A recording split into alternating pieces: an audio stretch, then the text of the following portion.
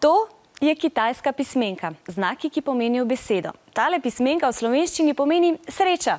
Mi se v šoli torej naučimo 25 črk, s katerimi zapisujemo besede, vaši kitajski vrstniki pa se morajo naučiti vsaj 2000 takih znakov. Vas zanima, kako jim to uspe?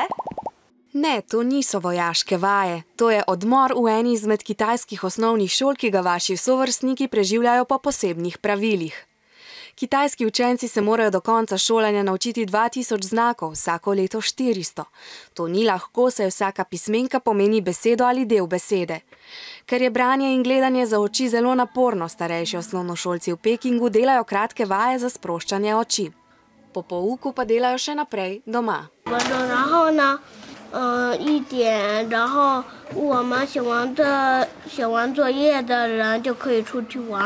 Nekateri starši menijo, da so njihovi otroci preobremenjeni.